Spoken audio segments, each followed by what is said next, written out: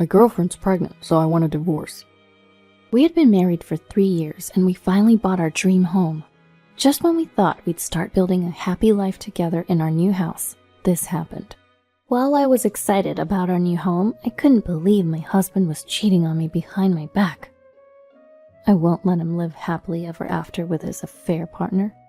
I'll get my revenge, no matter what it takes. My name is Sophia, and I'm 28 years old. I've been married to Brian for 3 years. From the start, both of our dreams was to buy our own home. We both worked hard, saved up, and even cleared the mortgage application. Finally, we bought our long-awaited new home. The house feels a bit too big for just the two of us, but we decided to buy it now to prepare for the future. On moving day, after we'd finished bringing in all our belongings, Brian turned to me and said, "Whoa, we really pulled it off, didn't we, Sophia?"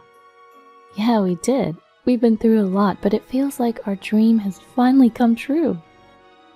There were times when I felt like giving up, but it was our love that kept us going. Oh my gosh, stop it, I'm blushing. Even after 3 years of marriage, Brian and I could still share jokes like this. Being with him was genuinely joyful and comforting. A month after the move, lately Brian had been working late quite often. Is work keeping him busy? It became a daily routine to check in with Brian before he left for work in the morning. "Brian, are you coming home late again today?" Yeah, probably have to work overtime. "I see. You've been busy lately. Are you okay?" Well, it's work. Can't help it. I'll eat dinner before I come home, so don't worry about me. Alright, just don't push yourself too hard, okay? Even though Brian was coming home late, my days were filled with juggling work and household chores. Life was hectic, but I had a cozy home and a fulfilling job. I thought I was leading a somewhat satisfying life. Yes, that was until something happened. About 6 months after moving into the new house, I decided to bring up a topic with Brian. "Hey Brian, don't you think it's about time we consider having a child?" Well, what? A child? "Yeah, we've been married for quite a while now, and we've even bought a house. What do you think?" Let me think. After a brief pause, Brian gave me a rather vague response. Well, having a child is a blessing, you know. Do we really need to set a timeline? "That's true, but I'm almost 30, you know." Having a kid at 30 isn't uncommon these days. Let's just leave it to timing. Okay, got it. I remember how much he used to say, "I want kids soon," right after we got married. Now he seems less enthusiastic about it. Although Brian's reaction made me uneasy, I tried not to think too much about it. Then, 1 week later, I came home from work to find Brian, who's usually home after me, already there. Surprised but happy, I rushed over to Brian. "Brian, you're home early today. Let's have a quiet dinner together. I'll start cooking now, so just hang tight for a bit." Before that, can we talk? What's up?" Can you sit over here? Sensing a different atmosphere than usual, I sat down as instructed, but Brian seemed hesitant to speak. Growing impatient, I slowly urged Brian. "Hey, what's going on? Is something wrong?" I want a divorce. "What? What did you just say?"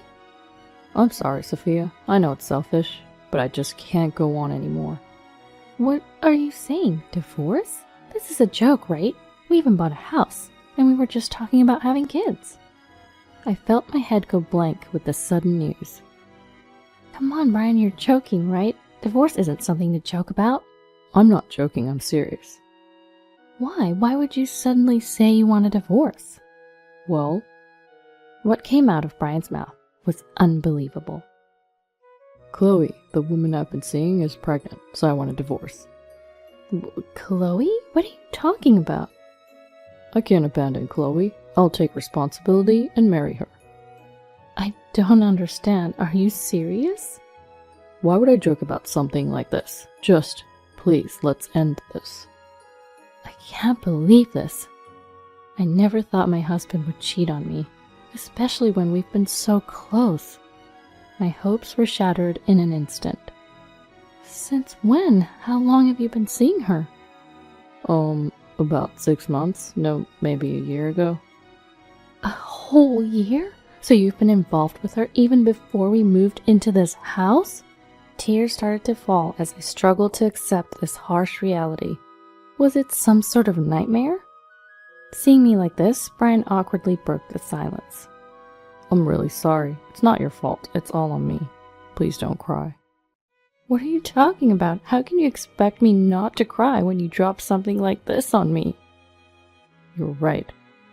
I thought we would be happy together. I thought this home would get livelier when we have kids in the future, and now this. Each time I spoke, the tears would not stop flowing. Brian, trying to convince me, started talking in platitudes. I still love you, Sophia, but I have to take responsibility for the child too. I thought you would understand. Hold on, wait, do you still have feelings for me? Of course. The only person I love is you. That hasn't changed. But we don't have kids. Shouldn't we prioritize Chloe's child in this case? What was he talking about? If he loved me, he wouldn't have cheated in the first place, right? How can he claim to love me and still cheat, even getting the other woman pregnant? There was no way I could forgive such a convenient excuse. At that moment, a surge of anger, unlike anything I'd ever felt before, welled up inside me. Staying late at work, going in on days off. He was meeting Chloe during those times, wasn't he? Thinking back, there were signs of cheating from the beginning. I just assumed he was busy with work. I wanted to slap the me who was praising him back then. But for now, I couldn't afford to get emotional. Doing my best to calm my racing heart, I told Brian. This is all happening so fast, I can't really wrap my head around it. I need some time. Oh yeah, makes sense. He nodded, visibly relieved. For now, let me go back to my parents' house. I'll contact you once I've sorted out my feelings. Yeah, sure, got it. Bye then. I left the house without looking back. I could have really gone straight to my parents' house, but I didn't want to worry them. With no other option, I checked into a hotel. Since I had the time, I decided to do some research on divorce. Then I came across something astonishing. Guilty party can't request a divorce? This is it. This is the way to go. My spirits lifted as if the cloud of despair never existed. At the same time, a strategy came to mind. For the next few days, I stayed at the hotel and crafted my plan while searching for a reliable lawyer. During that period, I received daily texts from Brian. I really don't want to leave you either, but it's for the child. Please forgive my selfishness. You're my only love, Sophia. I need a decision soon. I can't keep Chloe waiting, especially for the sake of the child. Making the child his priority, he was reluctantly divorcing his beloved wife. I looked at his text with cold detachment. He was portraying himself as some tragic hero, and I simply replied, I need time to think. After a week, I returned home. Brian ran up to greet me, shouting, and assuming I had decided on the divorce, he took the liberty to proceed with the conversation. I was worried because you didn't come back for so long, but I knew you would understand. Sorry for the delay. I've finally sorted out my feelings. That's fine. Don't worry about it. So let's get to the divorce paperwork right away. I'm not getting a divorce. What? Brian's hand holding the divorce papers froze in midair. Aha, what are you talking about, Sophia? That's a funny joke. A joke? There's no way. I will not divorce. Not ever. Well, why? Didn't you sort out your feelings? I did. I took a full week to think and decided not to divorce. What the? You can't just do that. He started to panic, probably assuming divorce would be straightforward. He must have already talked to Chloe about remarrying, as he quickly pressed me for a response. Please, Sophia, just divorce me right away. Look, I even got the divorce papers. Thanks for the effort, but I have no intention of divorcing. Don't say that. Please, I'm begging you.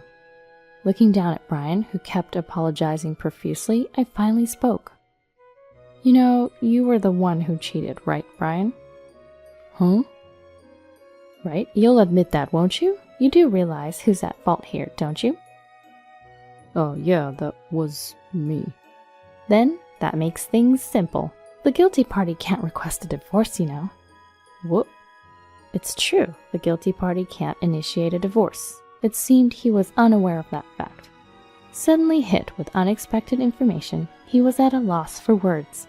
Sensing things had taken a terrible turn, he shifted to a more aggressive stance. Wait a minute, I didn't know that. Well, now you do, so we're done talking. But this is a problem. I already plan to remarry with Chloe. Give it up, I'm not getting a divorce. What? He continued to rant, but I ignored everything Brian had to say. Finally, teary-eyed, he pleaded. Please. To that, I opened my mouth as if I'd been waiting for this moment. Fine, if you're going to go that far, I'll divorce you. Really? Are you serious? I cautioned Brian, who looked at me with eyes shining in anticipation. But there's a catch. I'll listen to whatever you say. Here are my terms. I explained each point as if drilling it into him. Firstly, all the savings we've accumulated since we got married, plus the savings from your bachelor days, and then the money we get from selling this house. All of that will be given to me as compensation and property distribution in the divorce. Those are my terms. What? Are you kidding me? That's impossible. Brian's face turned beet red as he rejected the conditions. Of course he did. If Brian were to agree to these terms, he'd find himself not just broke, but shouldering a 30-year mortgage on a brand new house all by himself. I resisted the urge to smirk and said to Brian calmly, "If you can't accept my terms, then no divorce." What? Are you kidding me? No one would agree to this madness. If it's not doable, it's fine. We just won't divorce. After that, Chloe gave Brian a real earful. He was frantically running around to law offices trying to divorce me before his child was born, but apparently he was turned down by every firm, being told, "Divorce initiated by the guilty party is not possible." Ultimately, Brian had no choice but to accept my terms. Worn down to the bone, Brian finally spoke to me. I can't take it anymore. I'll agree to all the conditions. Just give me a divorce. Well, of course, if you keep your promises, I have no problem with divorcing. Thank you, and as you said, I'll pay everything. Please don't claim alimony from Chloe in the divorce court. I see, I'll think about it. With that, Brian and I were officially divorced. Right after the divorce was finalized, I went ahead and claimed alimony from Chloe in the divorce court. Upon finding out, Brian called me, furious. Hey, Sophia, what the heck is this? This isn't what we agreed on. What do you mean, not what we agreed on? What are you talking about? Don't play dumb. We had an agreement that you wouldn't claim alimony from Chloe, right? What are you talking about? I said I'd think about it, but I never said I wouldn't claim alimony. What the hell does that mean? Apparently, the two of them were planning to get by on Chloe's savings for the time being. But when I claimed alimony, even those savings were completely depleted. That's low. Don't you have any compassion? Compassion? That's funny. To Brian's mistaken words, I responded clearly. The one who's low here is me? Let's not forget how we got here in the first place. You freaking cheated. Even so, did you have to go this far? I've already paid you enough money. So what? You think I should be grateful because you settled this with money? If I wanted to, I could ruin you socially. But I decided it's a waste of energy to do anything more for a lowlife like you. Get it? Never involve yourself with me again. With that, I hung up the phone and blocked all communications from Brian. Finally, I had taken my revenge on the cheater. As for that new home we bought, it seems we could only get back about 60% of the initial price. All the loan payments now fell on Brian, and he had no money to pay them off. He's borrowing from relatives left and right and still taking loans from financial institutions. In the end, it looks like he'll end up paying far more than the original mortgage. Despite having a child and increasing expenses, it seems that Brian and Chloe are fighting daily over money. Weren't you not going to claim alimony from me in the divorce? What's going on? I told you she tricked me. You're the one who got fooled. How useless can you be? We're going to have more expenses now with this baby. What are you going to do? Don't blame me for this. It's not like I had a choice. This is all because you kept nagging me to get a divorce. What? Are you saying this is my fault? You should have just pulled off a smooth divorce without getting caught. Like that was possible. Be realistic. You're just too incompetent. Man, I should have never gotten a divorce in the first place. I'm the one that should be saying that. I shouldn't have had a child with a man like you. At this point, there's no denying that they brought this upon themselves. The newborn is innocent, but for those two who committed the terrible act of cheating, it's an appropriate outcome. As for me, I've rented an apartment near my workplace and am now thoroughly enjoying my life as a single woman. I've been recognized for my accomplishments at work, and I got a raise. Though I had to give up my dream home and now have a divorce history, my life is far from over. From here on out, I want to forget all about my past married life and live a fulfilling life.